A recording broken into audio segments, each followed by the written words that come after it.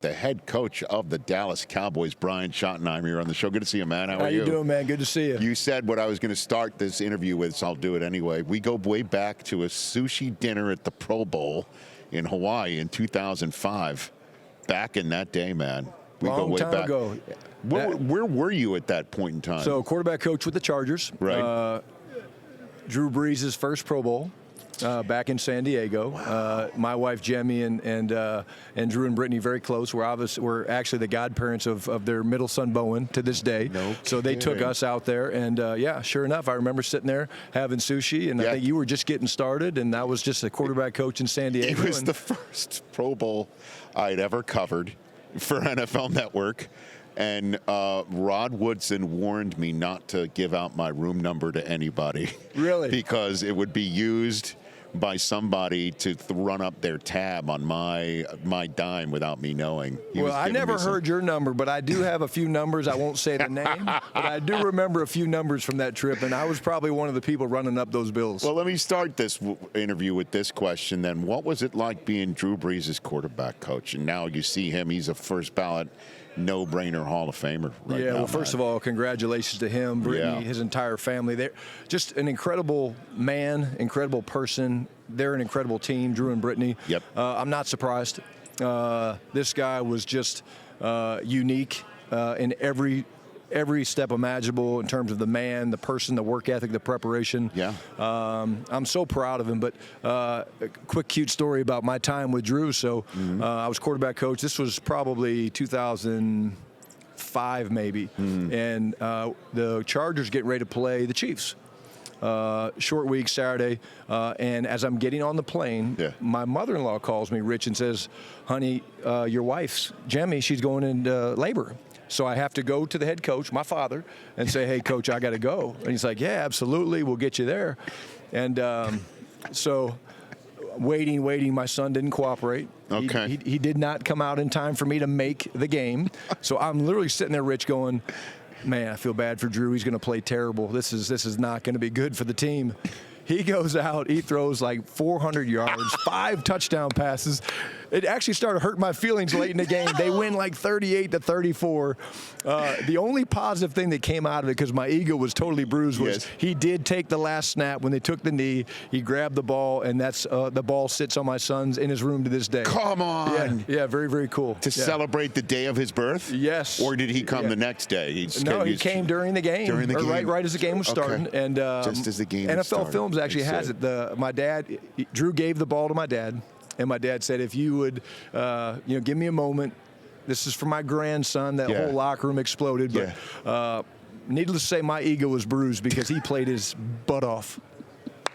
That's coaching and parenting. Yes. You got two very harsh lessons right there about parenting and coaching. Yeah, and he actually got better as he got away from me. So, I mean, maybe I was the problem. You know? And now he won't pay for a meal in New Orleans the rest of his life and things of that nature. How did you find being in HC for the first time? You know, obviously you've been around coaching. You know what it is. We've already established that. But being in HC for the Dallas Cowboys for the first time was Rich, there were so many things that I think I was ready for, but there was something every day that you didn't see coming. And we certainly had, some ups and downs, some highs, some lows. I never would have thought that we would have to deal with what we dealt with losing Marshawn. That was probably one of the lessons that, as I look back on this year, I'm so proud of the brotherhood and the culture that we built, that we could withstand that. It was remarkable. And it was not me. It was the players. It was the strength of the players. It was the connection that we had. But, now that I've settled down a little bit, we had to do the whole defensive search and all that. It's been really good for me to go back, and we do these AARs, after action reports, where you go back and you look at almost every facet of your program, and from the offseason program to the draft to free agency to the coaching search to training camp. And there's a ton of lessons learned, man. And what do you take into year 2 that you feel that you're better at? Probably just, I would say, the overall organization in terms of being involved in all three phases. I think last year we hired Clayton Adams, who's a superstar, by the way, offensive coordinator, but I still felt like I had to get him up to speed on our offense and blend it, and I felt like I didn't do a great job being involved with the defense. And this year I'm going to be much more involved. I'm thrilled about our hire with Christian Parker. I think he's excellent. The staff we put together is excellent. There was a ton of we did 9 interviews in our search for coordinators. Jerry and Steven and Will McClay were involved in everything. We dove into concepts and techniques. Yes. I mean, to hear us talk about coverage concepts and Jerry asking questions about run fits and stuff like that was awesome.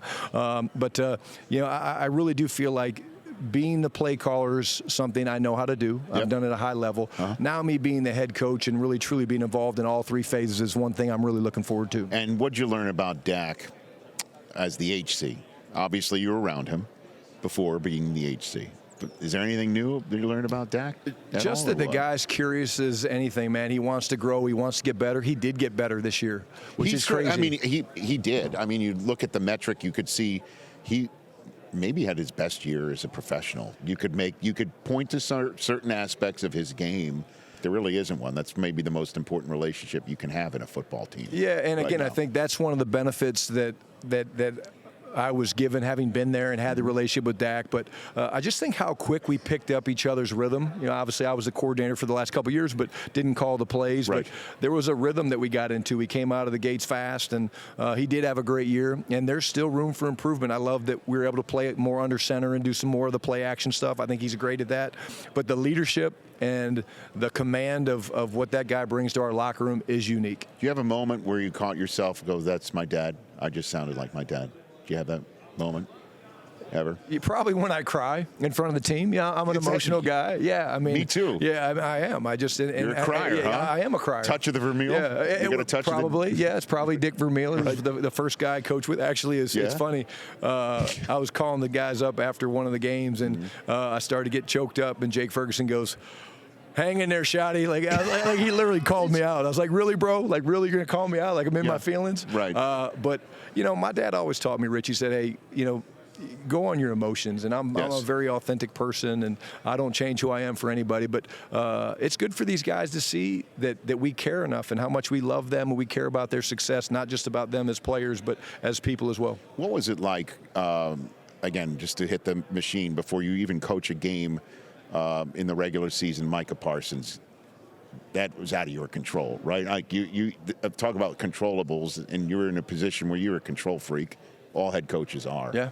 I mean, how do you handle something? The great thing about that thing, Rich, was, again, just the communication between Jerry, Steve, and myself was nonstop. And at the end of the day, we really felt like this was something that could make us a better football team, give us the firepower to go and do the things that we've been able to do. Mike is an incredible player. Yep. I love Micah. Actually, when we lost Marshawn, he was one of the first guys that I reached out to after talking to all of our players. Really? Yeah, because they were so close, and Micah was in that room, and he really appreciated me reaching out to him. And Mike and I will be close forever, and I wish him nothing but the best. But you look at what we've been able to do, and getting a guy like Kenny Clark was incredible for us. And then you turn it around and you take one of those picks to go at a guy like Quinnen Williams, who I think is one of the best, if not the best, interior defensive lineman in the league. And now you got the firepower of the draft pick. So I think it's worked out great for both sides. And in terms of communication, how much talk are you having with the Joneses about Pickens and what the plan is here? Yeah, we talk every day. Okay. And I think, again, that's one of the things that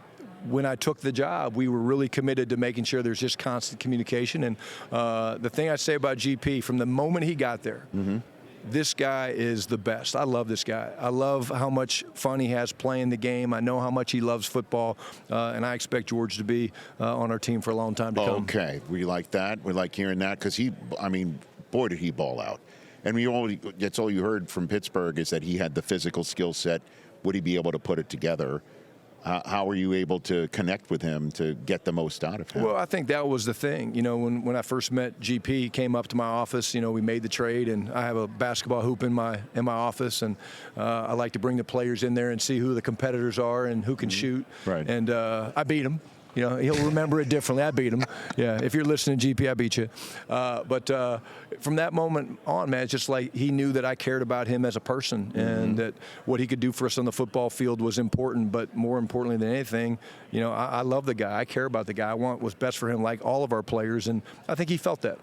What was it like, and what's it like then being in Jerry Jones's office for an interview to be the head coach of the Dallas Cowboys? Well, it's funny. Let me just tell you how I see it, and then you tell me how far off I am. The lights aren't completely on; they're dim. Okay, there might be a candle lit around here for to add a little bit of mystery to it, and that he's sitting behind a desk, you're sitting in front of the desk. Am I far off? I don't want to ruin your dream, but no, that's not how it was at all. Oh no! Yeah, I mean, so I didn't want to crush your spirits, but that's not how it was at all. I appreciate you being straight up honest with me. That's who you are, Brian Schottenheimer. I get it. I am. It's not like that at all. No, but it was very thorough. Okay. It was probably the second or third time that we talked that I got off the phone, and I was like, "Damn, I think I got a real shot at getting this job." And but the conversations were great. The conversations were seamless. The direction that my beliefs and my philosophy, he was very excited about my ability to communicate, my ability to connect with the players. It was really seamless. And I do think that was part of the benefits of him seeing me around the players and on game day and after games, not just after wins or losses, as a coordinator leading the guys and giving direction or giving advice or consoling these guys. I think that was a big part of it. But it was in the boardroom. The lights were on. It was a little no candles. No candles. No voters? Actually, if I had one complaint, was after about 6 hours, I got a little hungry. And they had salads, so I went and got salads. A little salad, yeah. Because when you're interviewing, you can't have food coming out of your mouth and stuff like that. So yeah, we had salads. What is it? A Caesar? What type of salad? Caesar, yeah. Look at that. Look at you. See, I got that right. You're back. You're back. I'm back. Before I let you go, what can you allow about what your thought process for your first-round draft choice is going to be? Yeah, again, everybody wants to point the picture at defense, and certainly we've got more holes on defense than we do on offense. Okay. But I love the process. I love the conversations that we've already got started with Jerry and Steven going through the draft board. I love this time of year. Like, I love getting in the room with these guys and watching them talk ball, because you can see the guys that get real passionate about the X's and the O's, but even their brothers, they talk about their teammates and, hey, this is so-and-so. I think this is the best part of it. But, we're going to go through the process, man. And again, is defense going to be the only thing that we draft? No, but we certainly have a number of positions that we want to address, and in the premier positions of defensive football. Okay, I like that. Yeah, you met TJ, my guy TJ, right? Yeah, TJ and I are very close. Come on out here real quick, TJ, before I let him go. I know he's got to get going. There you go. There you go. Have you seen his picture of the flag? I live with this man almost every day professionally. You got a quick question for the coach before I let him go? I do, not in all 22 or anything like that, Coach. It's more about you. Okay. I know you got your first gig in '97, 28 years it took you to get to this point. Like, personally, how did that make you feel? Was the validation, the fact that you put in all this hard work? And I'm sure there were jobs that passed you by that you didn't get. Are you trying to get him to cry? Well, no, I think he's trying to take your job, because I would rather talk to you, actually, than Rich. Well, let's talk about it. Well, he's a bona fide Cowboy fan. I thought you'd get that. But it is a great question. Okay. And I got a second part that might make you cry. Well, I mean, we might run out of time, but that's for you guys to decide. That's for you guys to decide. But here's what I would say. I thought it had passed me by. Really? I really did. Yep. I think when we won the division in Seattle in 2020, and we set the record for most points scored in franchise history, and Pete and I kind of agreed to go our separate ways, which happens in this business. And I wasn't getting looks from other teams. I kind of thought it had passed me by. But what it proved to me and what it showed me was you're always being evaluated. 4 years ago, I was a consultant in this organization. And now I'm 1 year into my head coaching regime there. A lot of room for improvement, but be who you are all the time, every day, and you will get noticed. That's what's up. And also, I noticed that you carry a card of your dad, Marty Schottenheimer, with you on game day. Like, now he is trying to get me to cry. Just like, what would that, how do you think that he's feeling? What would he say to you in this moment, man? Oh, man. I think of him every day. I really do. I think of him every day. I carry him with me on game day. And good times and bads, I hold on to the card. But he's proud. Yeah. And here I go, and I see his picture up there. Yeah. What I remember is he was a legendary coach, but an even better father. Yeah, he's a good man. And I'm the same way as you. I'm a crier. I think James Ferguson's yelling at me right now from TV saying, Shotty, stop. Hold it together. Me too, man. But, yeah, you know, I worked in L.A. for 20 years. I always wanted to do something like this. 20 years, I was always behind the scene. He took a chance on me, and he put me and gave me the shot that I had. What's happening now, man? I know. So when I got to learn about you when you got hired, this was part of the story, and it just resonated. So I just wanted to tell you that, man. That, I'm excited for you, and I'm happy. And, man, let's do this. TJ, let me say this to you, man. People. This business and life in general is about people. Yeah. And the way you talk about Rich is the way I hope my players talk about me. It's how I talk about my family, and certainly how I talk about our players and coaches. So thank you. I love it, man. Brian Schottenheimer, good luck to you in year 2, man. Thanks, man. Appreciate you. Sorry I brought TJ on to make you cry. I thought he was going to basically say, when are we getting to the championship game? When are we doing this? He took it easy on me. He took it easy on me. Well, we know championship game's coming. I'm not worried about that. Yes, it is. Yes, it is.